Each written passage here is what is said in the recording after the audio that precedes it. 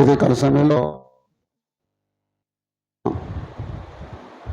క్లాస్కి వచ్చిన సహోదరులందరికీ నా వందనాలు చెల్లిస్తున్నాను. హలో హలో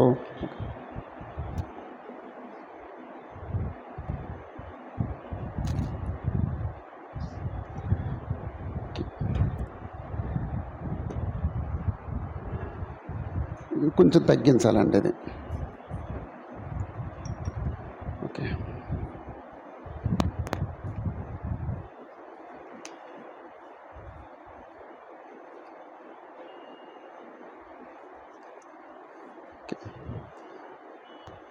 మొదటి తిమోతి పత్రిక మనం చదువుతున్నాం. మొదటి తిమోతి పత్రిక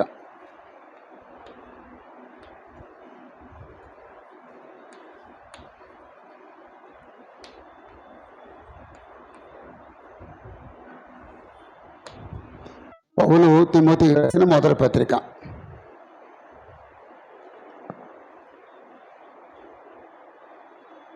ఓకే,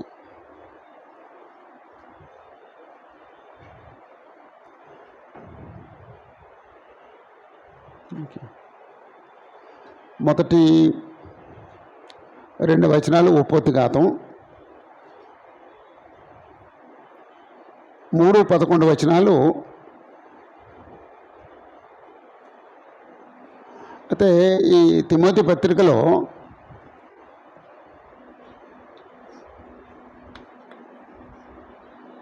పౌలు తిమోతి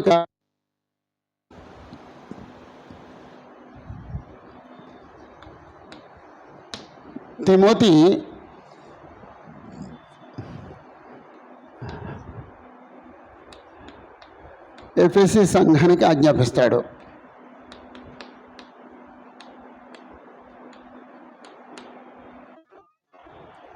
పౌలు తిమోతి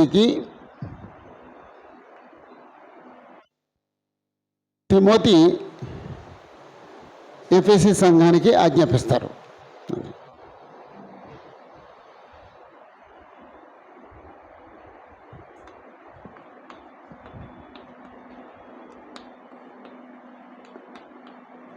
యేసు ప్రభువు పౌలుకి ఆజ్ఞాపిస్తారు. ఇది ఆర్డర్ అండి. ఇప్పుడు 3:11 వచనాల్లో పౌలేమో మాసిదోనియాకి వెళుతున్నాడు. పౌలు మాసిదోనియాకి వెళుతూ తిమోతికి ఆజ్ఞాపించాడు, 2 పనులు చేయాలి. 2 పనులు అక్కడ ఏంటంటే,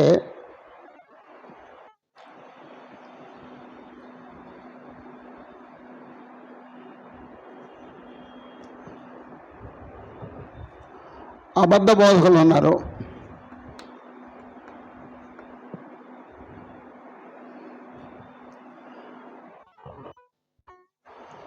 అప్పుడు అబద్ధ బోధకులతో ఏం చెప్పాలంటే, భిన్నమైన బోధ చేయొద్దు అని చెప్పాలి.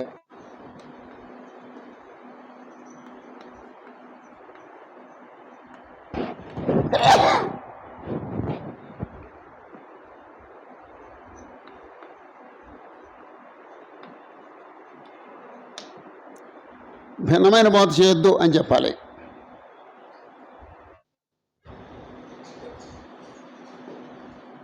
అక్కడ విశ్వాసులు ఉన్నారు. విశ్వాసులతోనేమో ఆ భిన్నమైన బోధనల్ని లక్ష్య పెట్టొద్దు అని చెప్పాలి.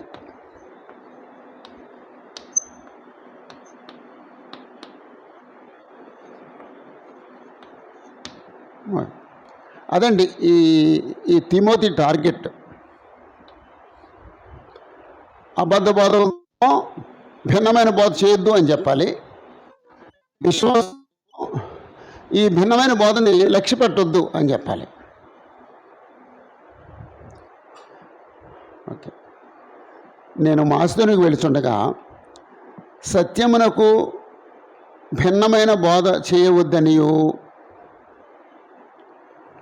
సత్యానికి విరుద్ధంగా భిన్నమైన బోధ చేయొద్దని కల్పనా కథలను, మితములేని వంశావళులను, విశ్వాస సంబంధమైన దేవుని ఏర్పాటుతో కాకుండా వివాదములతోనే సంబంధం కలిగి ఉన్నాయి కాబట్టి వాటిని లక్ష్య పెట్టొద్దని కొందరికి ఆజ్ఞాపించుటకు నీవు ఎఫెసులో నిలిచి ఉండవని నిన్ను హెచ్చరించిన ప్రకారము ఇప్పుడు హెచ్చరించున్నాను. అలాగా అక్కడ రెండు సంగతులు అన్నమాట. ఒకళ్ళేమో బోధిస్తున్నారు, ఒకళ్ళేమో లక్ష్య పెడుతున్నారు.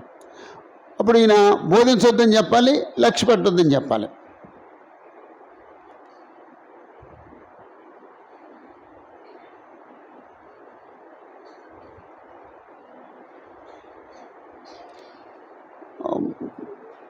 భిన్నమైన బోధ చేయవద్దనియు అని అది గుర్తుపెట్టుకోండి. భిన్నమైన బోధ చేయవద్దనియు అన్నారు. 4వ లైన్లో లేదా 5వ లైన్లో వాటిని లక్ష్య పెట్టవద్దనియు భిన్నమైన బోధ చేయవద్దనియు అక్కడ ఒకటంకి వేసుకోండి. 5వ లైన్లో లక్ష్య పెట్టవద్దనియు అక్కడ రెండు అంకి వేసుకోండి. కొందరికి ఆజ్ఞాపించడానికి నేను నిన్ను ఎఫెసీలో విడిచిపెట్టొచ్చాను, నీ ఎఫెసీలో నిలిచుండే వాళ్ళని నిన్ను హెచ్చరించాను మనం. అప్పుడు 5వ వచనంలో ఉపదేశ సారం ఏంటో చెప్పాడండి. ప్రేమ కలిగి ఉండటం ఉపదేశ సారం.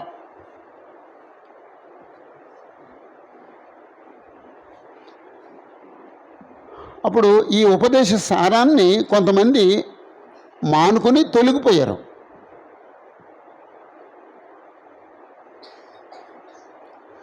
తాము చెప్పు వాటినైనను నిశ్చయమైనట్టు రూఢిగా పలుకు వాటినైనను గ్రహింపకపోయిరి. ధర్మశాస్త్రోపదేశులు అయి ఉన్నారు. నిష్ప్రయోజనమైన ముచ్చట్లు తిరిగారు. ఎవరండి వీళ్ళు? ఉపదేశించేవాళ్ళ, లక్ష్య పెట్టేవాళ్ళ? ఉపదేశించేవాళ్ళు ప్రేమను మర్చిపోయారు. అప్పుడు ధర్మశాస్త్రం అనుసరించి నడవడానికి ప్రయత్నం చేస్తున్నారు, ధర్మశాస్త్రం గురించి మాట్లాడుతున్నారు. అప్పుడు ధర్మశాస్త్రం ఎవరికి ఇవ్వబడింది, ఎవరికి ఇవ్వబడలేదో చెప్పాడండి. ధర్మశాస్త్రం ఎలాంటి వాళ్ళకి ఇవ్వబడిందో 15 పాయింట్లు చెప్పాడండి. అలాంటి వాళ్ళకి ఇవ్వబడింది. నీతిగా ఉండేవాళ్ళకి ధర్మశాస్త్రం ఇవ్వబడలేదు అని చెప్పేసి ఆ పేర ముగించాడు. అంటే తిమోతికి పడిన పని ఏమిటంటే అబద్ధబోధ చేయొద్దు అని కొంతమందికి హెచ్చరించడానికి, బోధ యందు లక్ష్యమించొద్దని కొందరిని హెచ్చరించడానికి ఎఫెసీ పట్టణంలో ఉంచబడ్డాడు. అది మొదటి పేర. ఓకే.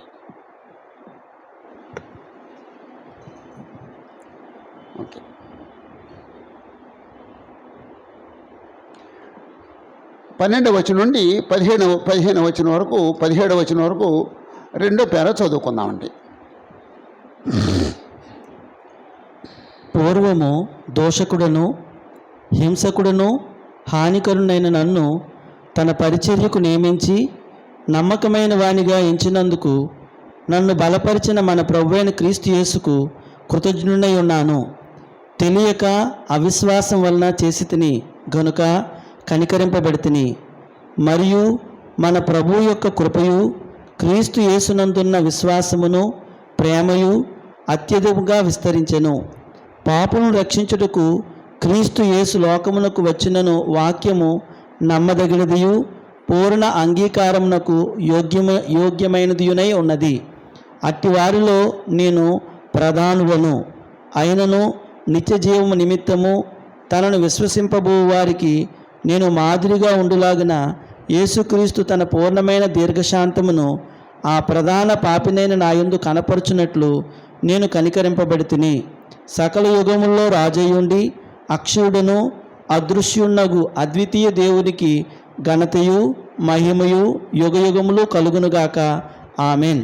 చాలండి.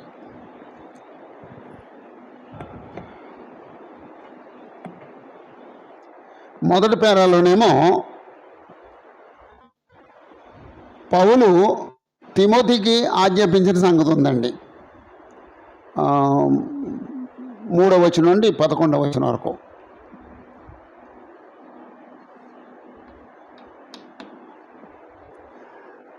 పన్నెండవ వచనం నుండి 17వ వచనం వరకు,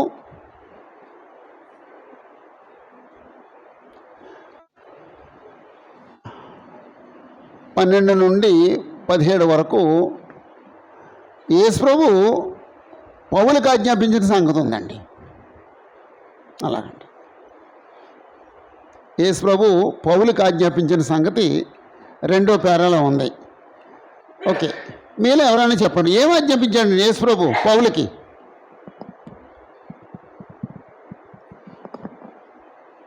పౌలుకి యేసు ప్రభు ఏం ఆజ్ఞాపించారు? అమ్మా, మాదిరిగా ఉండమని. మాదిరిగా ఉండమని. ఎవరికి మాదిరిగా ఉండమని? నిత్యజీవం కొరకు విశ్వసించిన వారికి మాదిరిగా ఉండమని. నిత్యజీవం కొరకు విశ్వసించిన వారికి మాదిరిగా ఉండమని.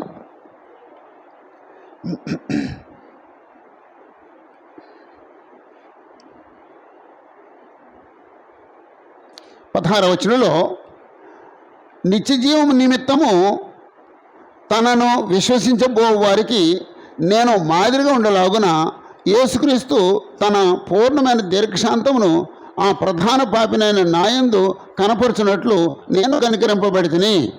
అలా అందుకు ఈ యేసు ప్రభు పౌలుకి ఆజ్ఞాపించాడు అని చెప్పేసి అన్నాం అనమాట అండి.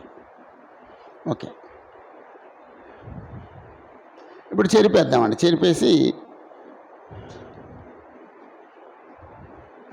ఆయన చెరుపుతారండి. ఆయన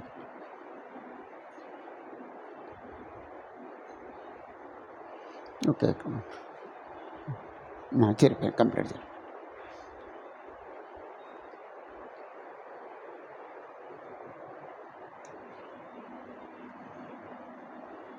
ఒకటి 2 వచనాల్లోనేమో ఉపోద్ఘాతం ఉంది.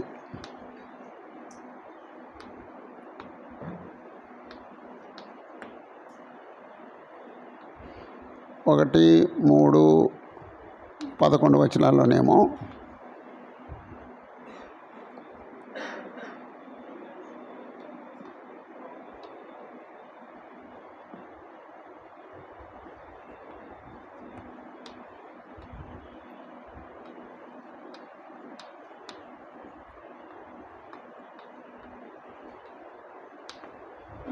పౌలు తిమోతికి ఆజ్ఞాపించడం. ఏమైనా ఆజ్ఞాపించాడు? కొంతమందినేమో భిన్నమైన బోధ చేయొద్దని, కొంతమందినేమో లక్ష్య పెట్టొద్దని ఆజ్ఞాపించడానికి, భిన్నమైన బోధ చేయవద్దు అని చేయవద్దని లక్ష్య ఆజ్ఞాపించడం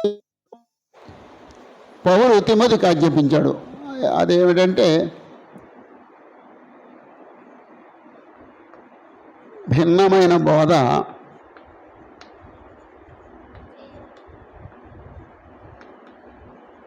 చేయవద్దనియు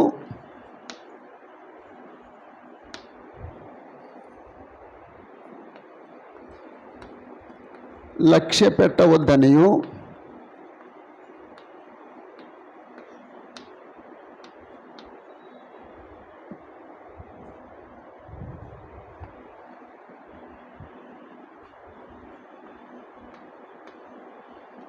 ఆజ్ఞాపించుట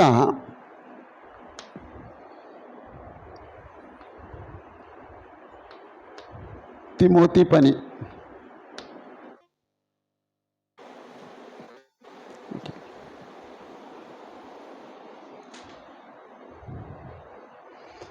అప్పుడు తిమోతి ఎవరి అధికారం కింద పనిచేస్తున్నాడండి? తిమోతి ఎవరి అధికారం కింద పనిచేస్తున్నాడండి?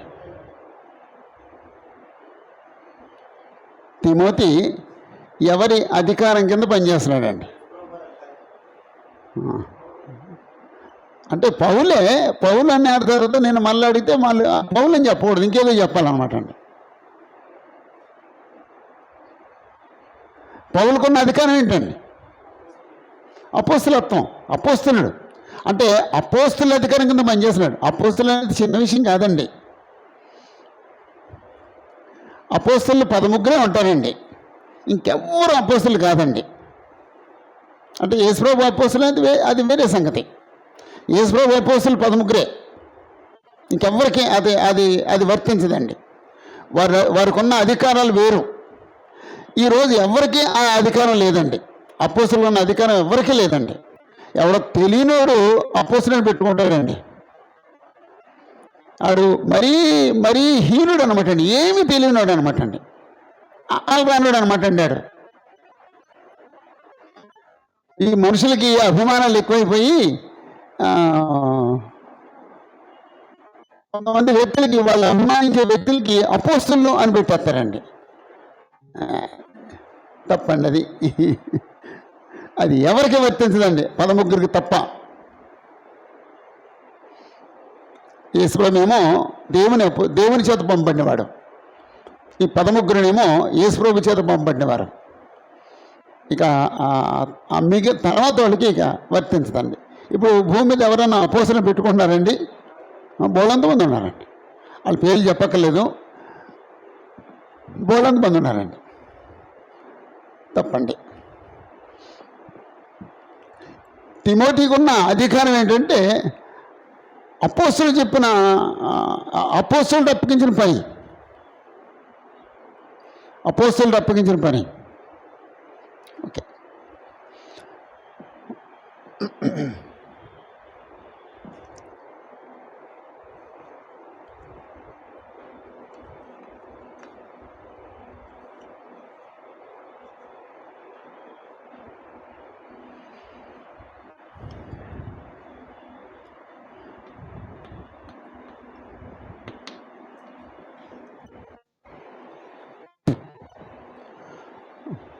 అధ్యాయం 12వ వచనం నుండి 17వ వచనం వరకు ఈ వచనాల్లోనేమో యేసు ప్రభు పౌలుకి అప్పగించిన పని ఉందండి.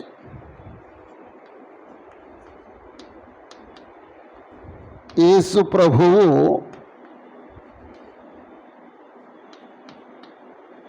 పౌలునకు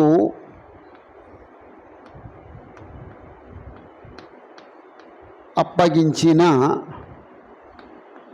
పని.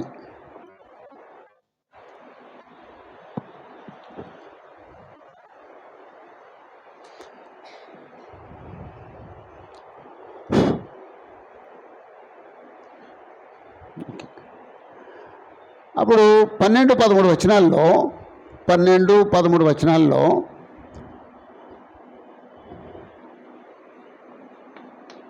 పౌలు పూర్వపు స్థితి,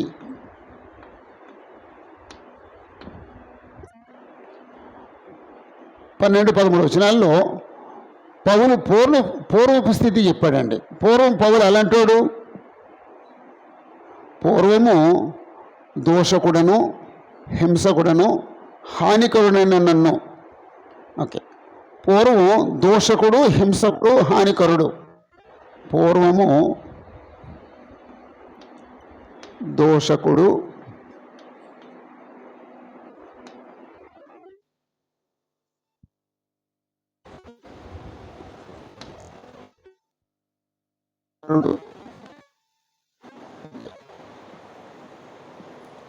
అది పూర్వం.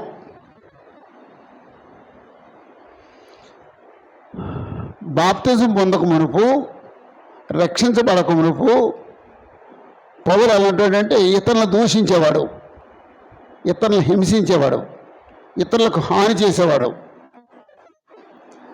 అప్పుడు రక్షించబడిన తర్వాత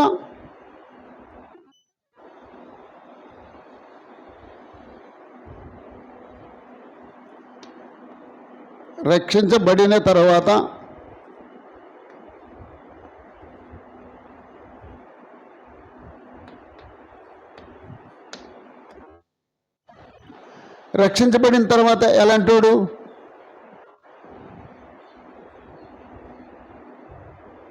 మొదటి కొరింథీ 12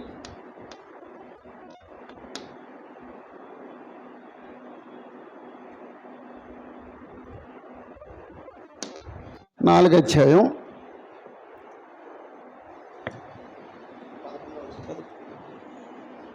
11, 12. 1 కొరింథీ 4వ అధ్యాయం 12, 13 వచనాలండి. నిందింప స్వహస్తములతో పనిచేసి కష్టపడుచున్నాము, నిందింపబడి దీవించుచున్నాము, హింసింపబడి ఓర్చుకొనుచున్నాము, దూషింపబడి బతిమాలుకొనుచున్నాము, లోకములకు మురికిగాను అందరికీ పెంటగాను ఇప్పటి వరకు ఎంచబడి ఉన్నాము. చాలండి. ఇంతకుముందేమో నిందించేవాడు, ఇప్పుడేమో నిందింపబడి దీవించేవాడు. అప్పుడు ఇక్కడ నిందింపబడి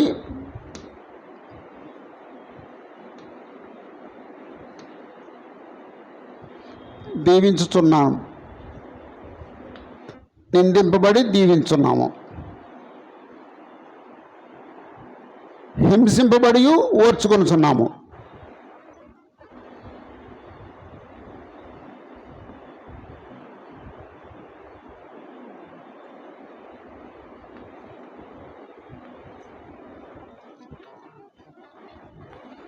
హింసింపబడి ఓర్చుకొనుచున్నాము.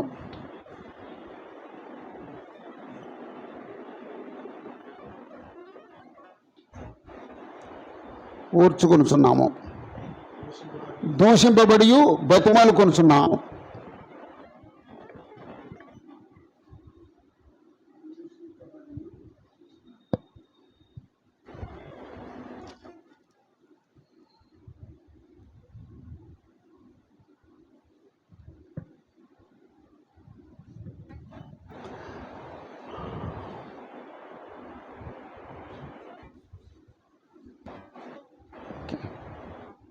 ఓకే, ఇది చదివిన తర్వాత పౌలు మార్పు చెందాడా, లేకపోతే బాప్తిజం పొందక ముందు ఎలా ఉన్నాడు అలాగే ఉన్నాడండి?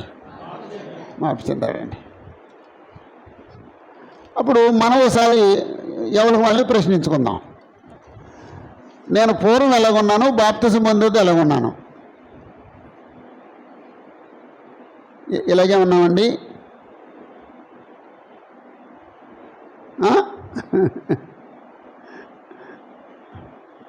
భయంకరమండి.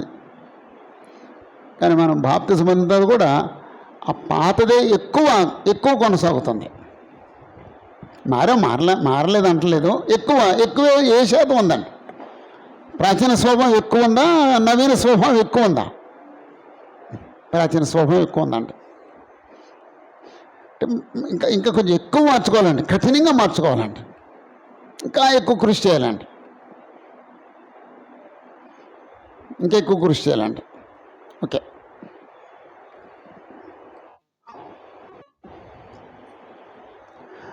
ఆ 12, 13 వచనాల్లోనే ఇంకా కొన్ని విషయాలు ఉన్నాయండి.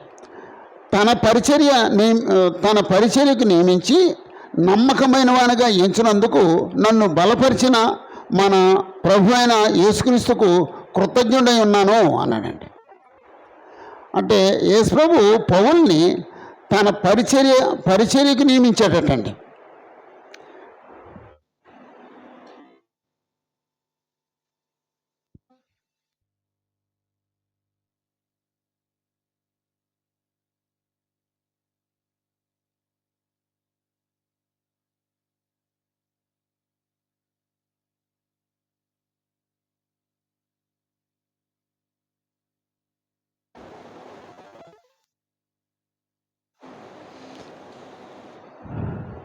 నమ్మకమైన వాడిగా ఇచ్చాడటండి.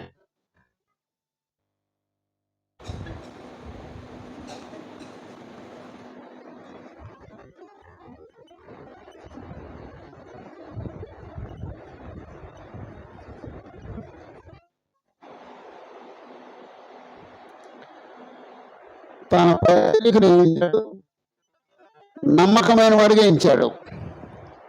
అందుకు పౌలు ఏం చేస్తాడంటే మన ప్రభు అయిన యేసుక్రీస్తుకు కృతజ్ఞుడై ఉన్నాను.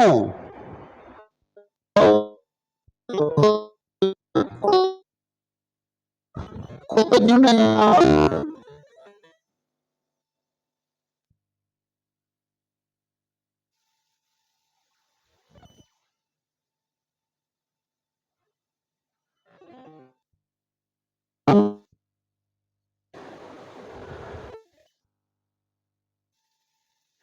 అప్పుడు ఇలాంటి వ్యక్తిని యేసుప్రభు మార్చారు. ఆయన ఆయన ఎలా జస్టిఫై చేసుకుంటున్నాడంటే, నేను తెలియగా అవిశ్వాసం వల్ల చేశాను కాబట్టి నేను కనికరించబడ్డాను. అంటే ఇవన్నీ తెలియక చేశాను, నేను తెలియక అవిశ్వాసం వల్ల చేశాను కాబట్టి కనికరించబడ్డాను.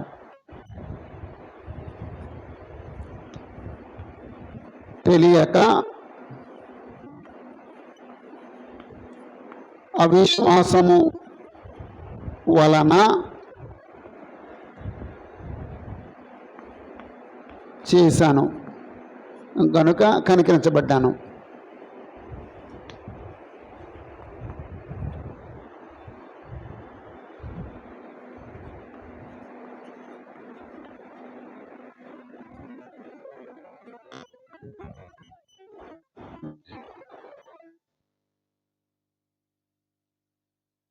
విషయాలు మాట్లాడాలండి. అదేమిటంటే,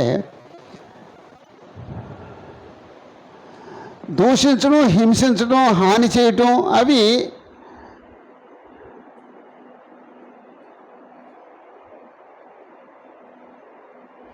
ఎలా రైట్ అవుతాయి? ఎలా రైట్ అవుతాయి అంటే, ఈయన పౌలు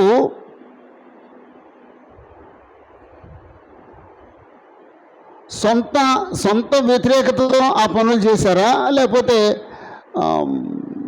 ధర్మశాస్త్రం తరపున ఆ పనులు? అంతేనండి. వాళ్ళు ధర్మశాస్త్రం మీరుతున్నారని కోపంతో చేశారు తప్ప తన పర్సనల్ గ్రడ్జ్ ఏం లేదండి. పర్సనల్ గ్రడ్జ్ వేరు, సత్యానికి భిన్నంగా ఉన్నారు అని ప్రవర్తించడం వేరు. ఇక్కడ పౌలు ప్రవర్తించింది వ్యక్తిగత భావం కాదు, ధర్మశాస్త్రం మీరుతున్నారు అని కోపం. అందుకని నేను తెలియజేస్తున్నానండి. తెలీదా? అది కాదండి. ధర్మశాస్త్రం విరుద్ధంగా ప్రవర్తించే పట్ల ఇలా చేయాలి అని తెలుసండి ఆయనకి. ధర్మశాస్త్రం విరుద్ధంగా ఆయన ఎందుకు అనుకున్నాడంటే, ఆయన మెస్సేజ్ నమ్మలేదు, మెస్సేజ్ రాలేదనుకున్నాడండి. ఇప్పటికి చాలామంది ఉన్నారండి మెస్సేజ్ ఇంకా రాలేదనుకునే యూదులు చాలామంది ఉన్నారండి. మొన్న ఎవరో ఒక యూదుడు అంటున్నాడండి, అంటే కొంచెం రియలైజ్ అయిన యూదుడు అంటున్నాడండి, మేము యెషయా గ్రంథం 53 అధ్యాయాన్ని అపార్థం చేసుకున్నాం అన్నాడండి. అంటే అది యేసుప్రభు గురించి రాయబడింది, మేము యేసుప్రభు గురించి కాదు మరి ఎవరి గురించి అనుకుని మేము అపార్థం చేసుకున్నాం. దాన్ని అందరికీ తెలియకుండా మేము ఆపేసాం. అలాగా ఎవరైనా తెలిస్తే యేసుప్రభు నమ్ముతారేమో అని నమ్మకుండా చేసేసాం. అలా ఇప్పుడు చాలామంది క్రీస్తు సంఘం అనేదాన్ని ఆ పదం వాడరండి, మతశాఖల్లో ఆ పదం వాడరండి. ఎవరికన్నా ఆ పదం పట్టుకుంటుందేమో అని భయపడతారండి. ఒకవేళ ఎవరికన్నా పట్టుకుంటే అన్ని క్రీస్తు సంఘమేనయ్యా, అన్ని క్రీస్తు సంఘాలే, క్రీస్తు కాదేముంది, మనం క్రీస్తుని కదండి పూజిద్దా అంటాడండి. సార్వత్రికం అంటాడండి, అన్ని క్రీస్తు సంఘాలే అంటాడండి. నేను 7వ క్లాస్ చదువుకున్నప్పుడు లేకపోతే 8వ క్లాస్ చదువుకున్నప్పుడు అనుకుంటాను, మొట్టమొదటి క్రీస్తు సంఘం అనే పదం విన్నానండి ఓ మతశాఖలో ఆయన దగ్గర. ఆయన మా ఊరు వచ్చి, మాది చిన్న గ్రామం, ఓ పల్లెటూరు, మా ఫాదర్ అక్కడ టీచర్గా పనిచేస్తున్నారు. ఆ గ్రామం వచ్చి ఆయన అన్నారు, సంఘం క్రీస్తుది, అది మార్టిన్ లూథర్ది కాదు, అది భక్సింగ్ కాదు, అది క్రీస్తుది అంటే నాకు అసలు అప్పుడే పట్టేసిందండి ఆ మాట. ఎందుకు వస్తాయనన్న మాట అండి, అది అప్పుడే గట్టిగా పట్టేసిందండి. సరిగ్గా దేవుని కృప వల్ల నన్ను దేవుడు అక్కడికే నడిపించాడండి. అసలు మామూలు మాట కాదండి అది, సంఘం క్రీస్తుది అంతే, సంఘం ఎవరిది కాదు, సంఘం మార్టిన్ లూథర్ది కాదు, క్రీస్తుది. అలాగండి. అయితే కొంతమంది తమకు తెలిసినా దాన్ని కప్పెట్టేస్తారండి, అరే కనపడకుండా ఆపేస్తారండి. ఆ, అది ఇతరులు గ్రహించకుండా ఉండేటట్టుగా తొక్కేస్తారండి. అది పాపం అండి. బైబిల్ మాట్లాడాలండి. ప్రతి మనిషికి బైబిల్ ప్రత్యక్షంగా మాట్లాడాలండి. ఈయన చేసేది ఏంటంటే దాన్ని కొద్దిగా ఎక్స్ప్లెయిన్ చేయటం అండి. అతనికి అర్థమయ్యేటట్టుగా చెప్పడం అంతే తప్ప ఒక ఒక వచనాన్ని దాసేయటం కానీ ఒక వచనాన్ని తొక్కేయటం కానీ ఏ బోధకుడు ఏ సువార్తకుడు చేయకూడదండి. మనం కొన్ని వచనాలు తొక్కేస్తామండి. ఎప్పుడు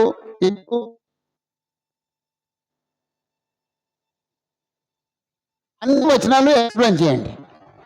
అన్ని వచనాలు ఎక్స్ప్లెయిన్ చేయండి. కొన్ని వచనాలు ఆపేయటం మాత్రం పాపం అండి. జాగ్రత్త. అంటే మనలో కొంతమందికి ఎలాంటి భావం ఉంటుందంటే ఇది చర్చ్ ఆఫ్ క్రైస్ట్ డాక్ట్రిన్ కాదు అనుకుంటారండి. మరి చర్చ్ ఆఫ్ క్రైస్ట్ డాక్ట్రిన్ కాంతి బైబిలే ఉందండి. బైబిలే చర్చ్ ఆఫ్ క్రైస్ట్ డాక్ట్రిన్ అండి. అసలు బైబిల్లో ఏది మనం దాయకూడదండి. వాళ్ళు దాయొచ్చండి, మనం దాయకూడదండి. అన్నీ వివరించాలండి, అన్నీ ఎక్స్ప్లెయిన్ చేయాలండి. ఓకే, మొదటేమో పౌలు తన పూర్వస్థితి చెప్పాడు. తర్వాత మనం అక్కడ చెప్పలేదు, మనం చదివామండి. రక్షించబడిన తర్వాత సంగతి చదివామండి. అప్పుడు దీన్ని జస్టిఫై చేస్తున్నాడండి. ఎలాగంటే లేకపోతే దానికి ముందు ప్రభువు తన పరిచర్యకు నన్ను నియమించాడు, నమ్మకమైన వాడుగా నన్ను ఎంచాడు.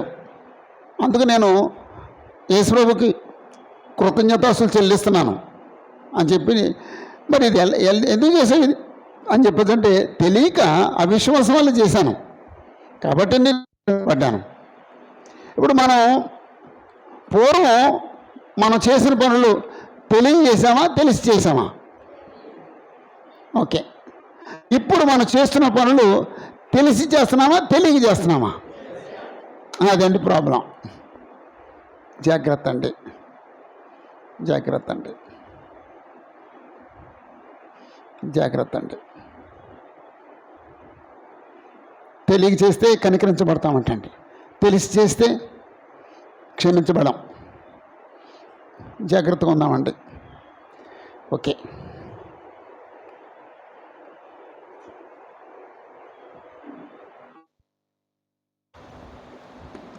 పద్నాలుగో వచనంలో మన ప్రభు యొక్క కృపయు యేసుక్రీస్తునందున విశ్వాసమును ప్రేమయు అత్యధికంగా విస్తరించెను.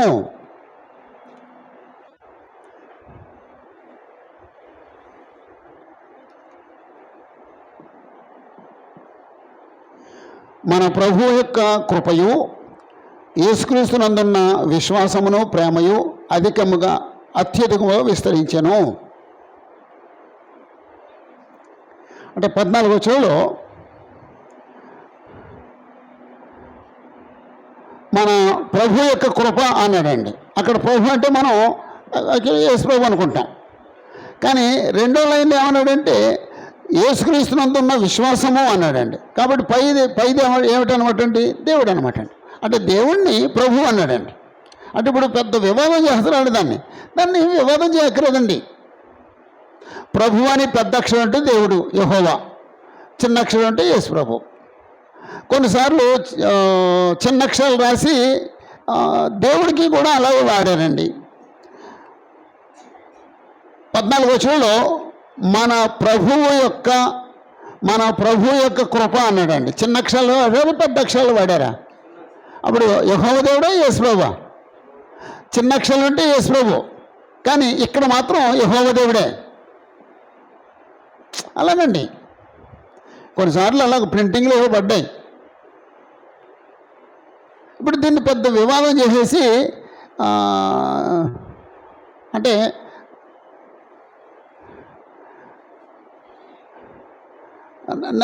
నా మనసు బాగాలేదు, ఆయన ఏదో నిర్మలంగా బతుకుతున్నాడు, ఇప్పుడు ఆయనతో వాదిస్తాను నేను. ఆయన డిస్టర్బ్ చేసి పడేస్తానండి. డిస్టర్బ్ చేసి పడేసి ఆయనతో మాట్లాడటం మానేస్తాను, ఆయనకి వ్యతిరేకంగా ఉంటాను, ఆయన గురించి నలుగురికి చెడ్డగా చెప్తాను. ఇది ధర్మం, అది ఇలా చేయడం ధర్మం? ఇప్పుడు అది జరుగుతుందండి. ఒకవేళ ఆయన ఇక్కడ ప్రభు అనేది యేసు ప్రభు అనుకుంటున్నారు, అక్కడ ప్రభు అనేది యెహోవా అనుకుంటున్నాను నేను. ఆయనది తప్పే, నాది రైటు. నేను దేవుడు అనుకున్నాను కాబట్టి నాది రైటు. ఆయన యేసు ప్రభు అనుకున్నారు కానీ అది తప్పు. అయినా సరే ఆయన ద్వేషించొద్దు. అలాగండి, సరేనా బ్రదరు? అసలు అంటే యాక్చువల్గా దేవుడి గురించి చెప్పబడింది, మీరు యేసుప్రభు అనుకుంటున్నారు, ఓకే, ఈ వేళ కాదు రేపైనా మీకు బయలుపరచబడుద్ది, అలాగే ఉందాం, ఓకే, మరిద్దరం సహోదరులుగా పడుతుందాం, అంతేనండి. అప్పుడు వ్యతిరేకం కాము. ఇప్పుడు వ్యతిరేకం చేసుకుంటే నేను ద్వేషంతో బతుకుతాను, నేను ద్వేషించి పరలోకానికి వెళ్ళను, నేనే నష్టపోతున్నాను, నేను పరలోకాన్ని పోగొట్టుకుంటున్నానండి. ఆ తర్వాత ఒక సహోదరుడితో విరోధ భావం ఏర్పరచుకున్నాను, ఆయన ఉన్న సంఘంతోనే విరోధ భావం ఏర్పరచుకుంటాను, ఆయనకి తెలిసిన వాళ్ళందరితో నేను విరోధ భావం ఏర్పాటు చేసుకుంటాను. అది జరగట్లేదండి ప్రస్తుతం, అది తప్పండి. మీ మీ మీ మీ మీ అభిప్రాయం వేరు, నా అభిప్రాయం వేరు. అభిప్రాయ భేదాలతో కూడా మనం సహోదరులుగా బ్రతకొచ్చండి. టైం ఇద్దాము, అంటే నువ్వు చెప్పేది రైట్ అయితే ఆయన తెలుసుకుంటే కొంచెం టైం పడుతుంది, ఆయన తెలుసుకునేటట్టుగా టైం ఇద్దాం. ప్రస్తుతం ఈ కుళ్ళు కొనసాగుతుందండి క్రీస్తు యొక్క సంఘాల్లో. ఒకవేళ అలా చేసేవాడిని మనం మార్చలేకపోవచ్చు, కానీ మనం మాత్రం చేయకుండా బతుకుతామండి, అంతేనండి.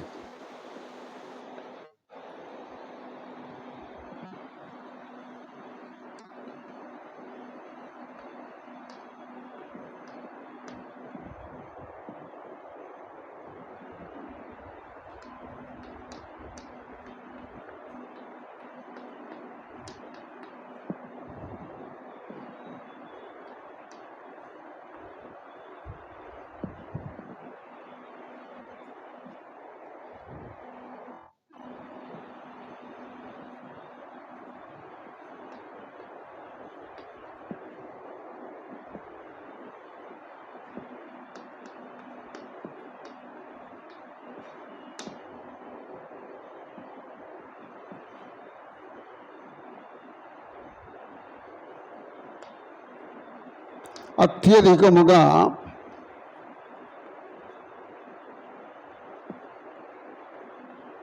విస్తరించాను.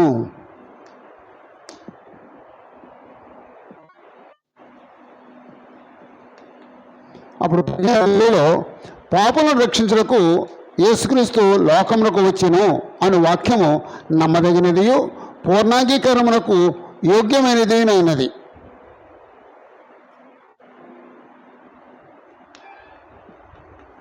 పాపులను రక్షించుటకు, పాపులను రక్షించడానికి యేసుక్రీస్తు వచ్చాను, లేకపోతే లోకానికి వచ్చాను అనే మాట, అను వాక్యము నమ్మదగినది.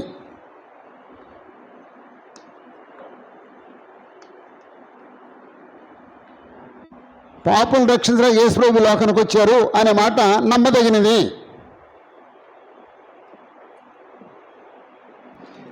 ఈ మాట నమ్మని వాళ్ళు ఎవరు ఉంటారండి?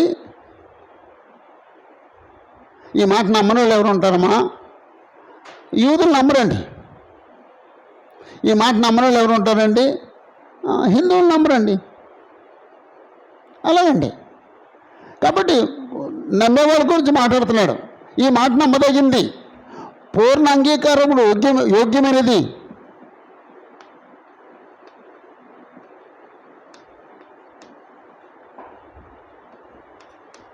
పూర్ణాంగీకారమునకు యోగ్యమైనది.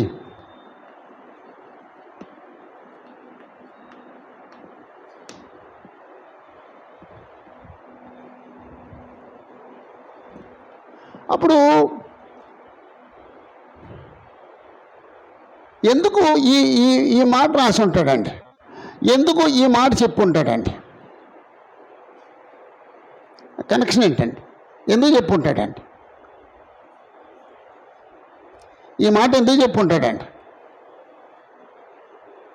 శ్రీని గారు ఈ మాట ఎందుకు చెప్పుంటాడండి? ఈ మాట ఎందుకు చెప్పుంటాడండి? అదే ఏం పరిస్థితి?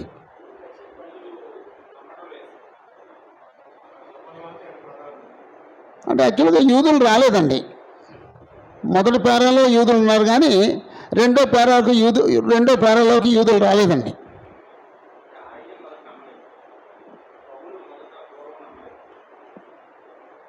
ఓకే అమ్మా,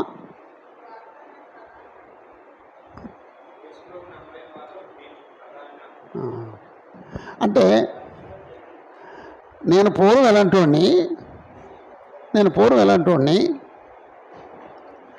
యేసుప్రభు ఏమో నన్ను తన పరిచయం కోసం ఎంచుకున్నారు, తెలియజేశాను కాబట్టి క్షమించబడ్డాను.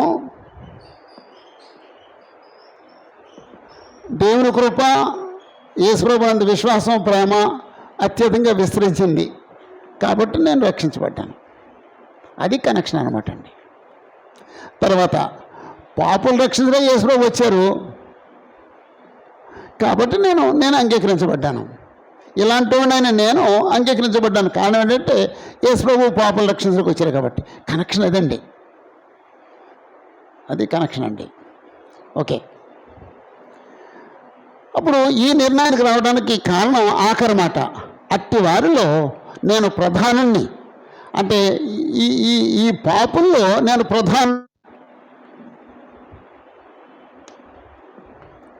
అట్టి వారిలో నేను ప్రధానుడను.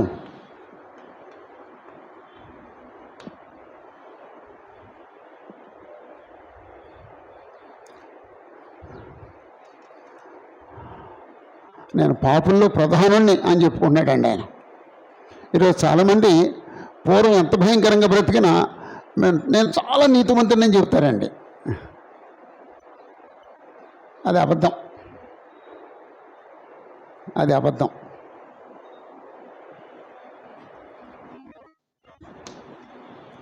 రైట్.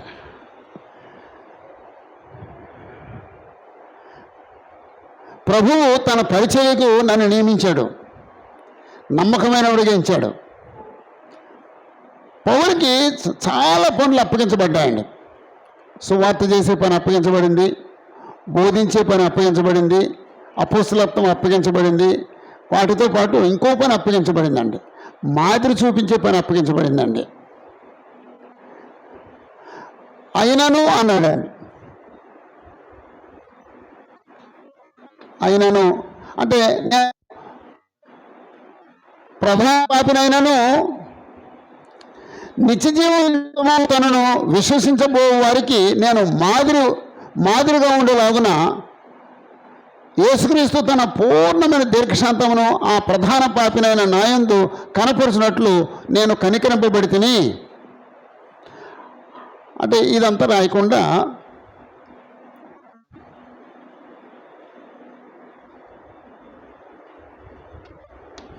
విశ్వసించేవారు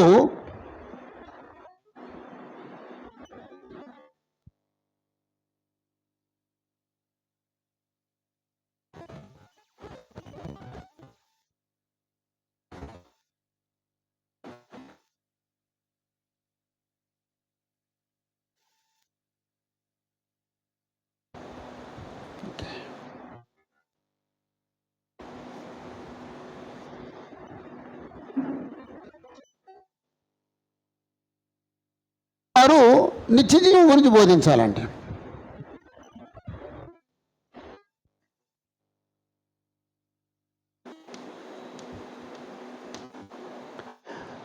బోధించేవారు నిత్యజీవం గురించి బోధించాలి, విశ్వసించేవారు నిత్యజీవం కొరకు విశ్వసించాలి. అప్పుడు నిత్యజీవాన్ని బాప్తిజం అంతతో నిత్యజీవాన్ని సాధించాలనుకునే వ్యక్తికి ఎవరో మాదిరి చూపించాలి, పౌలు మాదిరి చూపించాలి.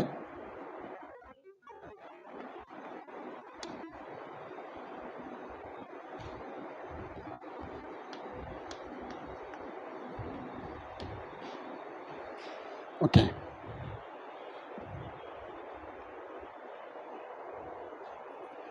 నిత్యజీవం నిమిత్తము తనను విశ్వసింపబో వారికి నేను మాదిరిగా ఉండేలాగున యేసుక్రీస్తు తన పూర్ణమైన దీర్ఘశాంతమును ఆ ప్రధాన పాపినైన నా యందు కనపరిచినట్లు నేను కనికరింపబడితిని. ఓకే, ఈ లోకంలో ప్రస్తుతం చాలామంది బోధకులు ఉన్నారు. ఏం బోధిస్తారండి? ఎక్కువ మంది ఏం బోధిస్తారండి? యేసుప్రభు నమ్ముకో నీ జబ్బులు పోతాయి, యేసుప్రభు నమ్ముకో నీ కోర్టు గొడవలు సెటిల్ అయిపోతాయి, యేసుప్రభు నమ్ముకో పక్కోడు ఆస్తి నీకు వచ్చేది, యేసుప్రభు నమ్ముకో నీ పిల్లలకి దేవుడే కాపీలు అందించి పరీక్షలు పాస్ చేయించేస్తాడు, ఆయనే కాపీలు అందిస్తాడు. అంటే ప్రస్తుతం అంటే వాళ్ళ నమ్మకం ఏంటంటే ఇలా చెప్పకపోతే వాళ్ళు విశ్వసించరు అని నమ్మకం. వాడు నమ్మకండి. అసలు ఎందుకు విశ్వసించాలి యేసుప్రభుని? నిత్యజీవం కొరకు నిత్యజీవం అంటే ఒకటి నీకు తెలియాలి. నిత్యజీవం అంటే వాడికి అర్థమయ్యేటట్టు చెప్పాలి. ఏంటండి నిత్యజీవం అంటే? నిత్యజీవం అంటే ఏంటండి? అంతేనండి. నిత్యజీవం అంటే దేవుని ప్రేమ, దేవుని స్వభావం.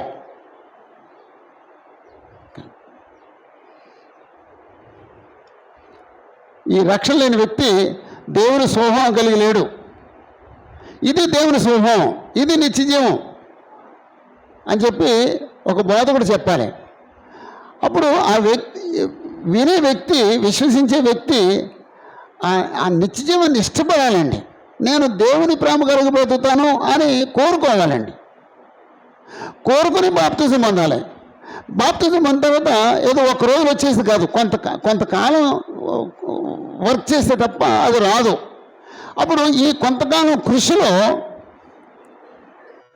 ఎవరో ఒక మనిషి మాదిరి చూపించు, ఇదిగో నేను సాధించాను, ఇదిగో నువ్వు రా, ఇది ఇలా నడిస్తే నువ్వు కూడా సాధిస్తావు అని చెప్పగలగాలన్నమాట అండి. ఓకే,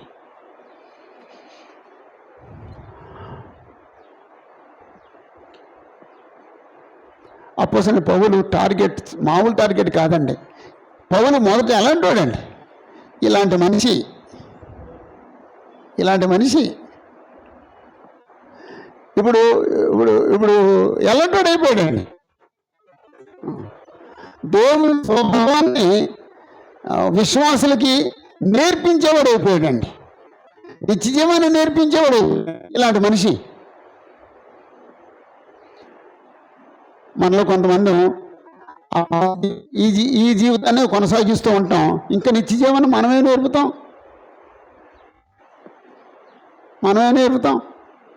మనం మారితే నిత్యజీవాన్ని నేర్పుతాం. అపోస్తలుడైన పౌలు మాదిరి చూపించాడండి.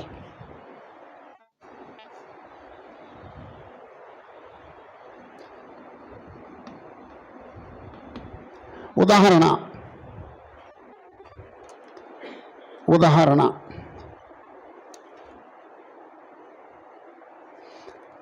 మొదటి తెస్సలోనికయ 3వ అధ్యాయం 12-13 వచనాలు.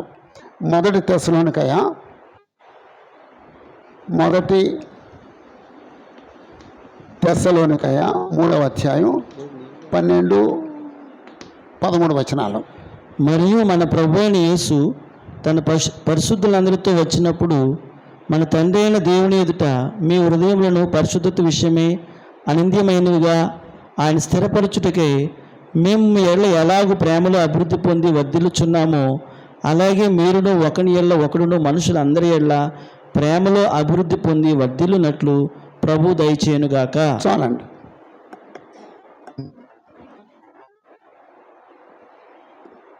నాలుగో లైను, మేము మీ ఎడల ఎలాగూ ప్రేమలో అభివృద్ధి పొంది వర్ధిల్లుచున్నామో.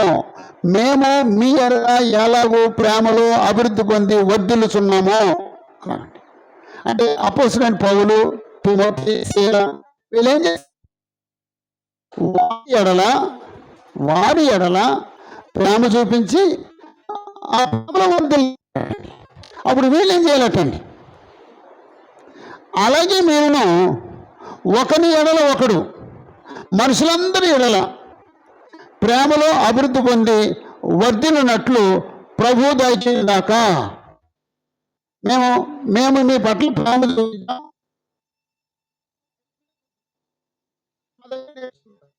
నిత్యం మీరు కూడా మరో సహోదరు పట్ల ఆ ప్రేమను కనపరచండి అన్నారండి. ఆ ప్రేమను కనపరచండి.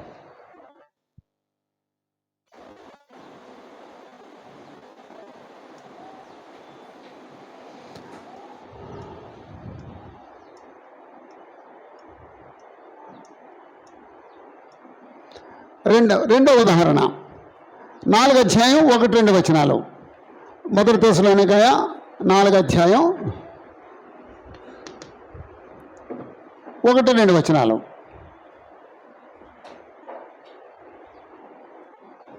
మెట్టుకు సహోదరులారా, మేము ప్రభువైన యేసు ద్వారా మీకు ఇచ్చిన ఆజ్ఞను మీరు ఎరుగుదురు. కాగా మీరు ఎలాగూ నడుచుకుని దేవుని సంతోషపరచవలనో మా వలన నేర్చుకున్న ప్రకారముగా మీరు నడుచుకొనుచున్నారు.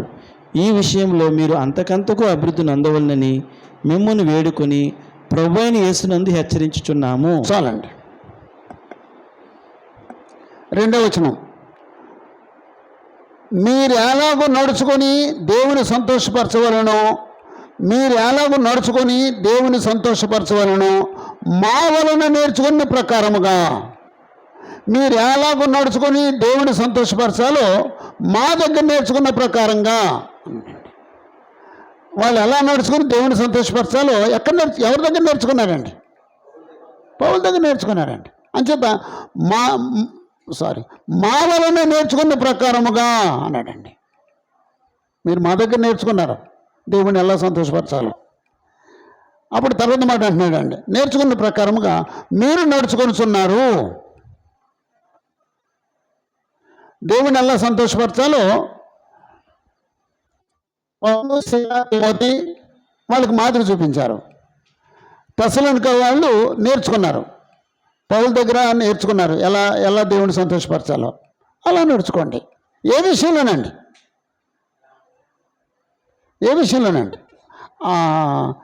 3వ అధ్యాయం 12-13 ప్రేమ. ఇక్కడ ఏ విషయంలో? పరిశుద్ధత విషయంలో. పరిశుద్ధత అంటే ఏంటండి? అక్కడ ఆ సందర్భంలో పరిశుద్ధత ఏంటండి? జాగ్రత్తలకు దూరంగా ఉండటం. జాగ్రత్తలకు దూరంగా ఉండటం.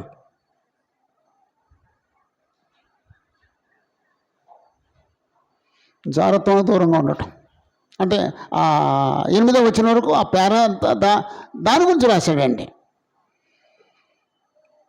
3వ వచనంలో మీరు పరిశుద్ధులు ఒకటే అనగా మీరు జాగ్రత్తను దూరంగా ఉండటే దేవుని చిత్తము.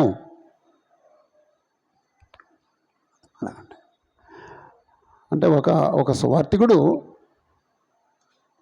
అన్ని విషయాల్లోనూ విశ్వాసులకు మాదిరి చూపించాలండి.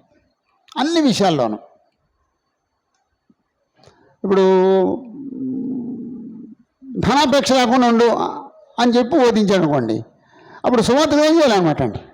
ధనాపేక్ష లేకుండా మాదిరి చూపించాలన్నమాట అండి. సినిమాలు చూడొద్దు అని చెప్పాడండి, అప్పుడు సినిమాలు చూడకుండా మాదిరి చూపించాలండి. అప్పుడు సినిమాలు చూడొద్దు అని బోధించి వీడి ఇంట్లో సినిమా చూస్తే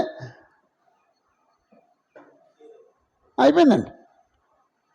అలాగండి. అబద్ధం ఆడొద్దు అని చెప్పాడండి, అబద్ధం ఆడకుండా మాదిరి చూపించాలండి. నిర్మలంగా ఉండని బోధించాడండి, కన్నింగ్నెస్ లేకుండా ఉండని బోధించాడండి. కన్నింగ్నెస్ లేకుండా మాదిరి చూపించాలండి. అలాగే అన్ని మాటలు అలా వాడుకోవచ్చండి. ఈరోజు అది లోపించిందండి. పూర్వకాలంలో యూదులు ధర్మశాస్త్రం గట్టిగా బోధించేవారండి, కానీ వాళ్ళు మాత్రం పాటించేవారు కాదండి. అందుకే రోమపత్రిక 2వ అధ్యాయంలో ఆ విషయాన్ని చెప్పాడండి. యేసుప్రభు కూడా శాస్త్రుల గురించి మాట్లాడుతూ వాళ్ళు బోధించేది మీరు అనుసరించండి, వాళ్ళు మాత్రం అనుసరించవద్దు. ఎందుకంటే వాళ్ళు బోధిస్తారు తప్ప అనుసరించరు. అంటే యూదుల ప్రాబ్లం అండి అది. చెప్పడం మాత్రం చెప్తారు తప్ప పాటించరండి. వాళ్ళు చెప్తారు కానీ చేయరు. మత్తయి 3వ అధ్యాయం. రోమపత్రి 2 అధ్యాయం, మత్తయి సువార్త 23 అధ్యాయం 2 వేసుకుని తర్వాత మీరు చదువుకోండి. వాళ్ళు మంచి మాదిరి కాదండి, యూదులు మంచి మాదిరి కాదు, అపోస్తలుడైన పౌలు మంచి మాదిరి.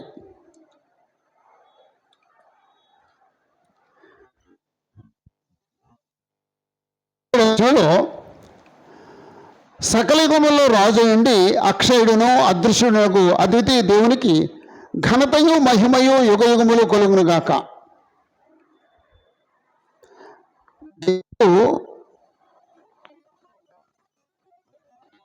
దేవుడు సకల యుగముల్లో రాజు ఉన్నాడు.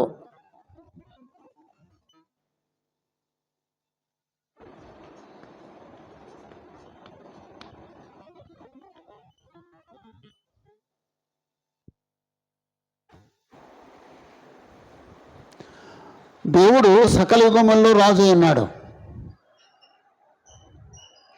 దేవుడు అక్షయుడు, అదృశ్యుడు, అద్వితీయుడు. దేవుడు అక్షయుడు,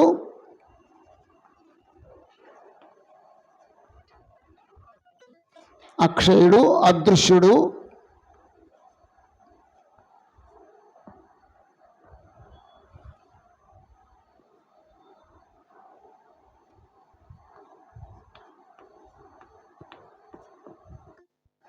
అద్వితీయుడు.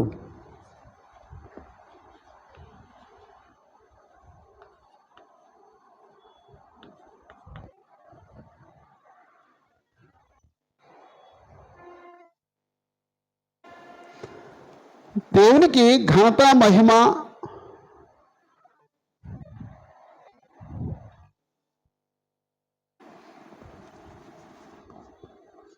దేవునికి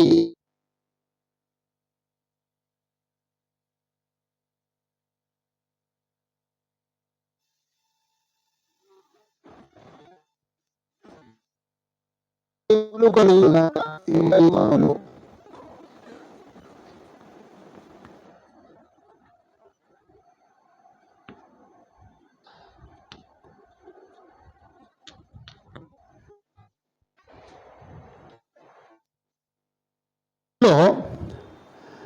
దేవుడు సకల యుగాల్లో రాజు అన్నాడండి.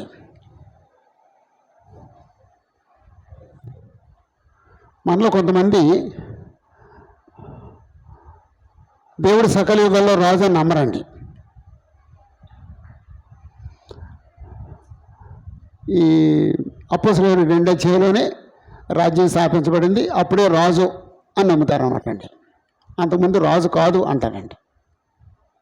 అలాంటి ఒక ఆయన ఈ వచనం చదివి ఏమన్నాడంటే, ఏదో అలా రాయబడింది అంతే అన్నాడండి.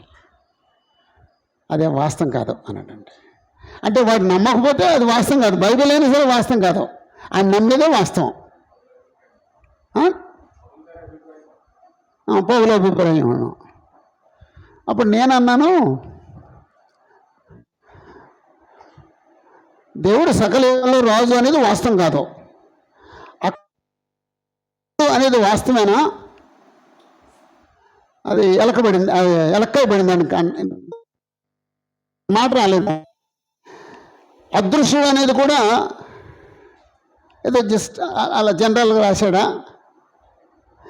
అద్వితీయుడు అనేది కూడా జనరల్గా రాశాడా? మాట్లాడలేదండి. అంచేత పక్షపాతంగా బైబిల్ చదవకూడదండి.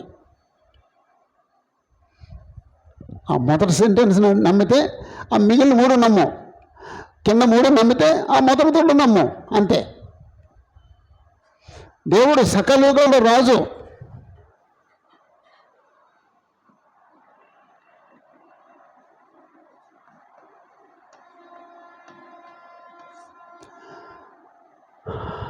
దేవుడు సకల యుగంలో రాజు అంటే ఏ యుగాలండి అమ్మా?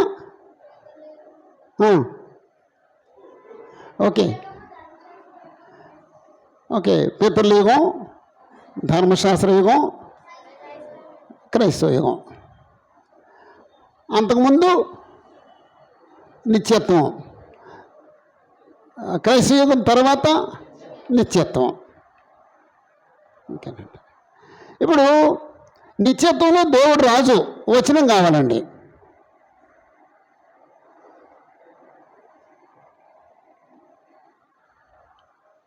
ఎవరన్నా ఒకరు ఒక వచనం చెప్పండి. అమ్మా వినపడలేదండి. మీకేమో గొంతు లేదు, నాకేమో చెవులు లేవు. అదా చెప్పండి. మత్తయి సువార్త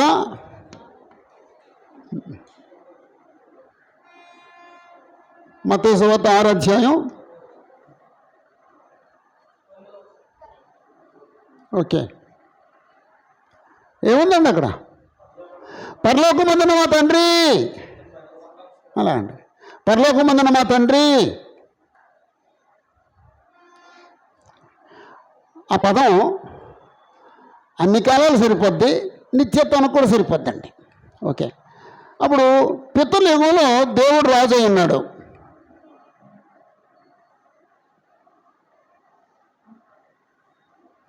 ఒక వచనం చెప్పండి అమ్మా. 6:22 ఆదికాండం 6:22 ఏముందండి? నోవహు ఆయన ఆజ్ఞాపించినంతా చేశాడు, ఆజ్ఞాపించిన ప్రకారంగా చేశాడు. ఆజ్ఞాపించేది ఎవరండి? దేవుడు. చేసేది ఎవరండి? ఆ రాజ్య పౌరుడు. ఓకేనండి, ఇది ధర్మశాస్త్ర యుగం.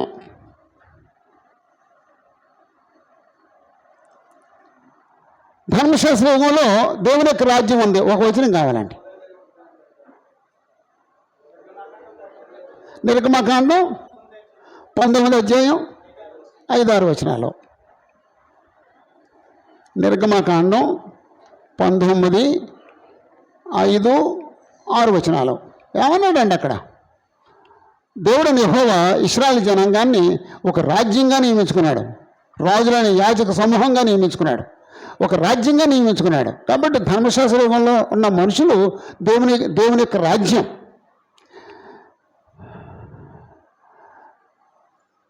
ఇశ్రాయేల్ని దేవుడు రాజుగా నియమించుకున్నాడు, రాజ్యంగా నియమించుకున్నాడు. ఇశ్రాయేల్ చేతిలో నుంచి రాజ్యాన్ని తీసేసుకున్నాడు. ఆ వచనం కావాలండి. దేవుడు ఇశ్రాయేల్ నుండి రాజ్యాన్ని తీసేసుకున్నాడు. అమ్మా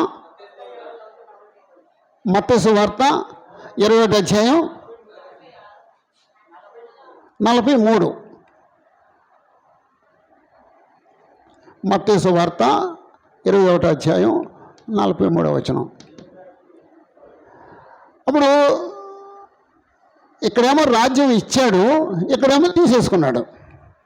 అలాగండి. ఆ మధ్యలో బోలని వచనాలు ఉన్నాయి, వేయట్లేదండి.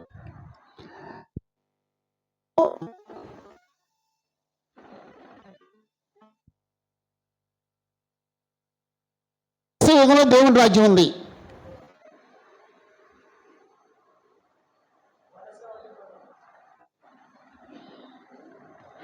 కొలస్సీ 1:13. మరలా నిత్యత్వంలో దేవుని యొక్క రాజ్యం ఉంది.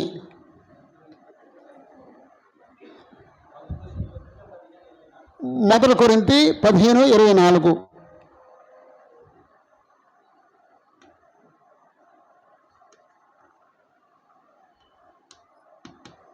కొలస్సీ 1:13 సాతాను యొక్క అంధకార సంబంధమైన ఆ స్థితి నుండి మనల్ని వేరు చేసి తన కుమారుని యొక్క రాజ్య నివాసులుగా చేసాను అన్నాడు. అది క్రైస్తవులకు చెప్పిన మాట అండి, అది క్రైస్తవులకు వర్తించే మాట. ఆ తర్వాత మొదటి రోజు 15:24 రాజ్యాన్ని యేసుప్రభు తండ్రికి అప్పగించాడు అన్నాడండి. అంటే ఈ రాజ్యం అంటే కొనసాగుతుంది అనమాట. మళ్ళా ఎవడండి రాజ్యం లేదన్నవాడు? అంత వివరంగా ఉంటే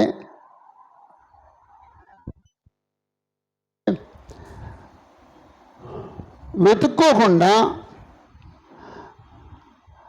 ఎవరు రెడీగా ఉండాలండి ఈ వచనాలు మరొకరికి చెప్పగలగటానికి. దయచేసి ఆ వచనాలు గుర్తుంచుకోండి.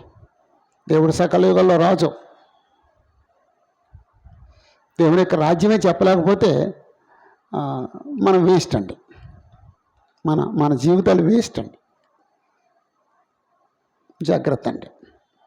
ఆ వచనాన్ని గుర్తుంచుకోండి, ఆ వచనాన్ని కంఠస్థం చేయండి, ఆ వచనాన్ని మరొకరికి వివరించగలిగినట్లుగా ఎక్స్ప్లెయిన్ చేయగలిగినట్టుగా ఉంచుకోండి.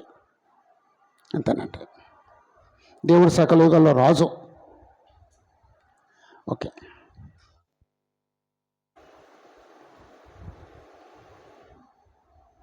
ఆ వచనాలు రాసుకున్నావా?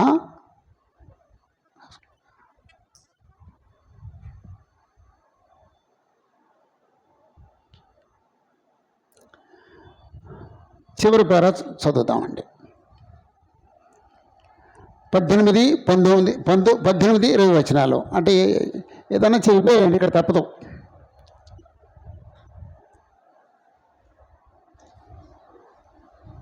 ఇక్కడ నుంచి చెరిపోయాను బాబు.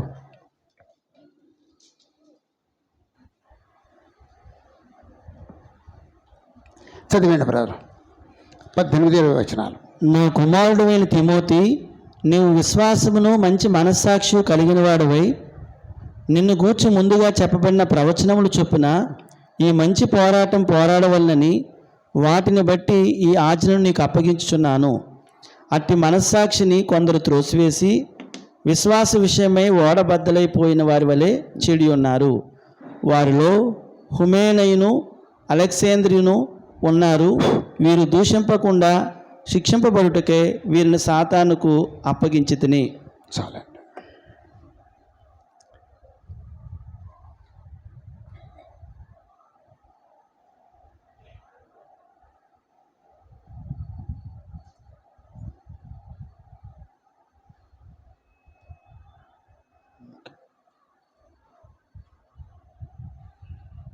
అపోస్తలుడు పౌలు చెప్పవలసిన 2 విషయాలు చెప్పేసిన తర్వాత ఆ అధ్యాయాన్ని, లేకపోతే ఒక అంశాన్ని కంప్లీట్ చేస్తున్నాడండి. కంప్లీట్ చేస్తూ, నా కుమారుడు అయిన తిమోతి, నీవు విశ్వాసమును మంచి మనసాక్షి కలిగిన వాడవై నిన్ను గూర్చి ముందుగా చెప్పబడిన ప్రవచనములు చొప్పున ఈ మంచి పోరాటం పోరాడవలనని వాటిని బట్టి ఈ ఆజ్ఞ నీకు అప్పగించుతున్నాను.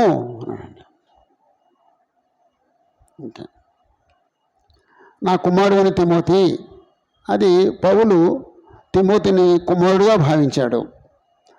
ఆయన కన్వర్ట్ చేసి ఉంటాడు, అంచేత తిమోతిని కుమారుడు అంటున్నాడు. ఆయన పరిచర్యలో వాడబడ్డాడు కాబట్టి తిమోతిని కుమారుడు అన్నాడు. అప్పుడు తిమోతికి ఇచ్చిన హెచ్చరిక ఏమిటంటే, నీవు విశ్వాసాన్ని మంచి మనసాక్షిని కలిగిన వాడవై, నువ్వు విశ్వాసాన్ని కలిగి ఉన్నావు, మంచి మనసాక్షి కలిగి ఉన్నావు.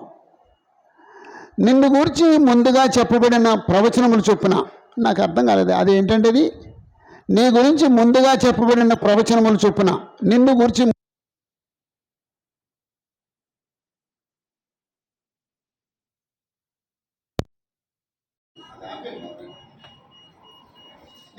ముందుగా చెప్పబడిన ప్రవచనము చొప్పున రామారావు గారు ఏంటంటే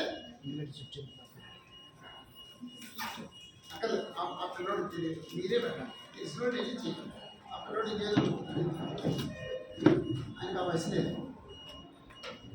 రామారావు గారు ఏమై ఉంటుందండి, నిన్ను గురించి ముందుగా చెప్పబడిన ప్రవచనములు చొప్పున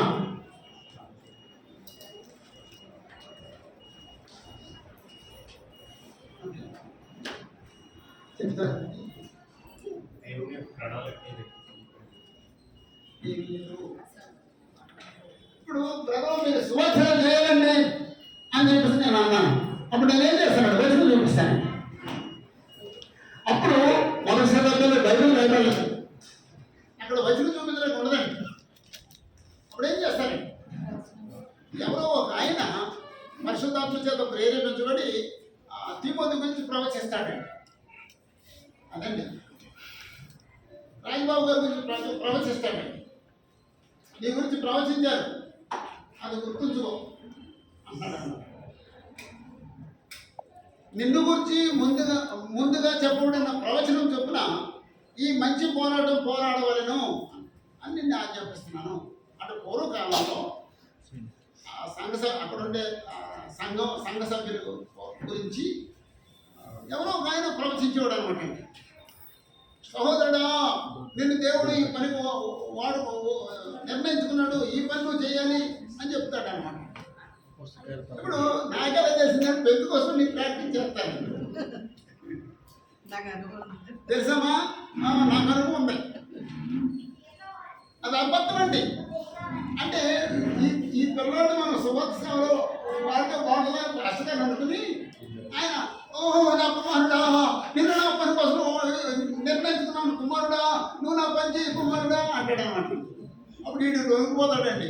ఆ దేవుడు నన్ను ఈ పని కోసం నిర్ణయించుకున్నాడు, పరిశుద్ధాత్మ ఈ విషయం చెప్పాడు అంటాడు.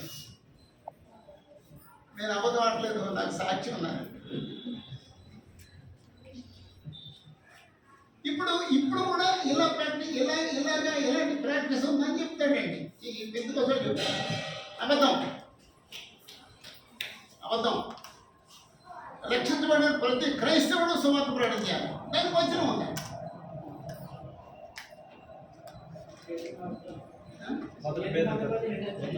ఏంటి ఆ వాక్యం చెప్పండి.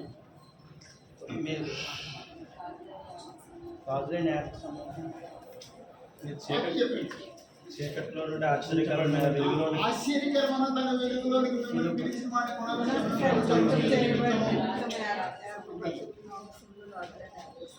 చీకట్లో నుండి వెలుగులోకి పిలువబడిన ఆశ్చర్యకరమైన తన వెలుగులోకి పిలువబడిన వాడిని ప్రకటించడం. ఎవరైతే పిలిచారో ఆయన గుణాశయాన్ని ప్రచురించడం. అది వాక్యం అండి. అక్కడ ఆ వ్యక్తి చెప్పేది అబద్ధం. కాబట్టి నిన్ను గూర్చి ముందుగా చెప్పడం ప్రవచనములు చొప్పున ఈ మంచి పోరాడం వల్లని వాటిని బట్టి ఈ ఆజ్ఞ నీకు అప్పగించున్నాను. నీవు విశ్వాసమును మంచి మనసాక్షి కలిగిన వాడవై. అప్పుడు 19వ వచనంలో అట్టి మనసాక్షిని కొందరు త్రోసేశారు. నువ్వు మంచి మనసాక్షి కలిగి ఉండు, కొందరు మనసాక్షిని తోసేశారు అని. ఈ మనసాక్షిని తోసేసిన వాళ్ళు బతుకు ఎలా ఉంటుంది అంటే విశ్వాస విషయంలో ఓడబద్దలైన వాళ్ళతో సమానం అంటే. ఓడబద్దలు అవడం మనకు అర్థం చేశాడు, మనకు అవన్నీ తెలియదండి. ఓడబద్దలైతే పరిస్థితి ఎలా ఉంటాయి. పౌలు అయితే ఉంటాడు నాకు తెలుసు అంటాడు, మనకు తెలియదండి. నడి సముద్రం ఓడబద్దలైపోయింది. విమానం గాలి రాడుతున్నాను, విమానం పై బద్దలైపోతే కింద కూడా జారం భయంకరమైన అనమాట.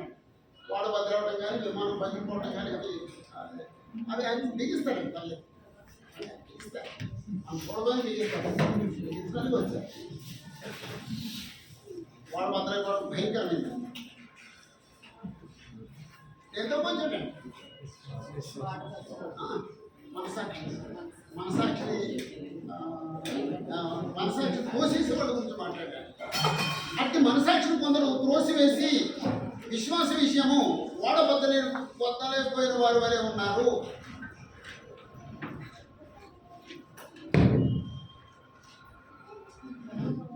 దేవుడు మనకు హృదయాన్ని ఇచ్చాడు, దేవుడు మనకు మనసుని ఇచ్చాడు, దేవుడు మనకు మనసాక్షిని ఇచ్చాడు. మనసాక్షిని తోసేయకూడదు. మనసాక్షిని ఎందుకు ఇచ్చాడంటే ఇది మంచి ఇది చెడు అని చెప్పడం కోసం దేవుడు మనసాక్షిని ఇచ్చాడు. ఇది మంచిది కాదు అని మనసాక్షి చెప్తుంది, దాన్ని తోసేస్తే నా ఇష్టం సరి బతుకుతాను అంటున్నాం. దాన్ని చేయకూడదండి. మనసాక్షి చెప్పినట్టు వినాలండి. ఆ తోసేసిన వాళ్ళు ఇద్దరు పేర్లు చెప్పాడండి. వాళ్ళు హ్యూమెనైను అలెగ్జాండర్ను ఉన్నారు. వీడి గురించి ఒక వచనం ఉందండి. 2 తిమోతి 2వ అధ్యాయం 17వ వచనంలో 17-18 వచనం. కొరుకుపుండు ప్రాకినట్టు వారి మాటలు ప్రాకును. 2 తిమోతి 2:17-18 కొరుకుపుండు ప్రాకినట్టు వారి మాటలు ప్రాకును, వారిలో హుమనయును ఫిలేతును ఉన్నారు. వారు పునరుద్ధానం గతించినని చెప్పుచు సత్య విషయం తప్పిపోయి కొందరు విశ్వాసమును చెప్పుచున్నారు. ఇప్పుడు ఈ హ్యూమెనీను ఫిలేతు అనేవాడు ఉన్నారు. ఒక పేరు ఇక్కడ ఉంది, ఇంకో పేరు ఇంకో చోట ఉంటుంది. వాళ్ళు ఏం బోధిస్తున్నారండి? పునరుద్ధానం పునరుద్ధానం గతించిపోయింది అని చెప్తారు. పునరుద్ధానం గతించిపోయింది అని చెప్తారు. అది సత్యబోధ అబద్ధబోధ? అబద్ధబోధ చెప్తున్నారని వాళ్ళ మనసాక్షి ఏం చేశారండి?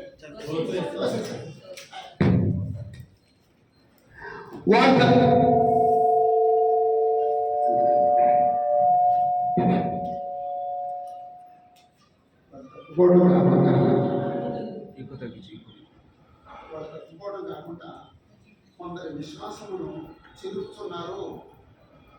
ఈ తప్పిపోయిన ప్రతి పనికి మనోడు చేసే పని ఏంటంటే మరొకటి పాడు చేస్తున్నారు. చెడిపోయిన ప్రతి పనికి మనోడు మరొకటి పాడు చేస్తాడు.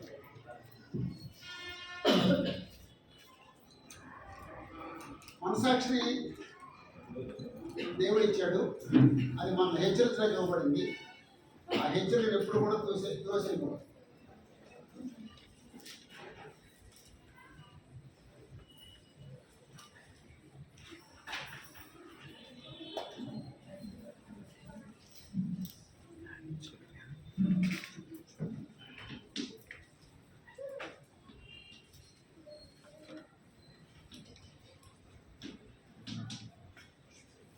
మంచి పోరాడమనేది ఎక్కువ తగ్గించు, ఎక్కువ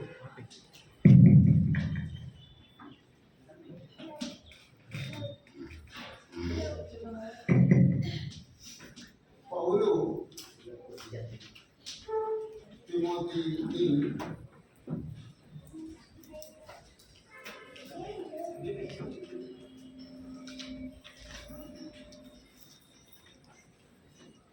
తిమోతికి ఇచ్చిన మొదటి ఆజ్ఞ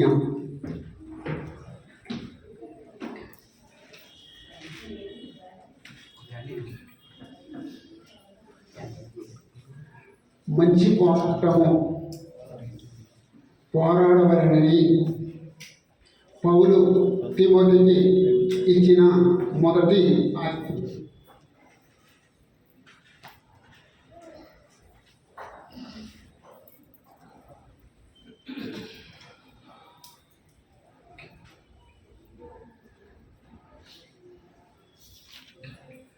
చిన్న బ్రేక్ తీసుకుందామండి. బ్రేక్ అయిన తర్వాత ఆలోచిద్దాం.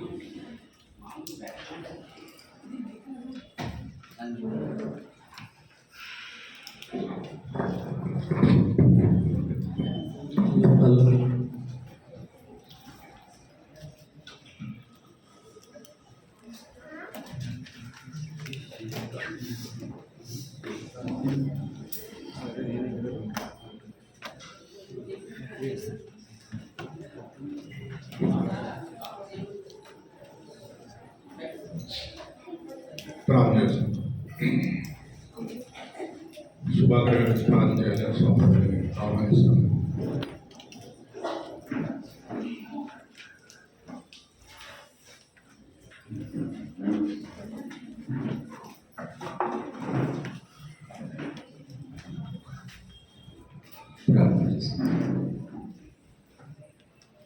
ప్రేమస్వరూపమైన మా ప్రియ పరలోకపు తండ్రి, మీ యొక్క ఘనమైన నామానికి స్తుతులైన మీరు మమ్మల్ని ప్రేమించి ఈ దినాన మీ యొక్క లేఖనాలు మరింత స్పష్టంగా నేర్చుకోగలడానికి మీరు మమ్మల్ని కనికరించిన విధానం బట్టి మీకు స్తుతులు చెల్లిస్తున్నాం. ఆయన ఈ దినమంతయు మీ యొక్క లేఖనాలు నేర్చుకుని మీకు సమీపస్తుగా జీవించగలడానికి సహాయం దయచేయమని లేఖనాలు బోధిస్తున్నటువంటి మా యొక్క సహోదరులకు మీ చిత్తానుసారం బట్టి ఆరోగ్యాన్ని జ్ఞానాన్ని దయచేసి నడిపించడానికి ప్రార్థన చేస్తూ ఈ ప్రార్థన మా రక్షకుడును ప్రభువును అయిన యేసుక్రీస్తు వారి నామమున అడిగి వేడుకుంటున్నాము తండ్రి.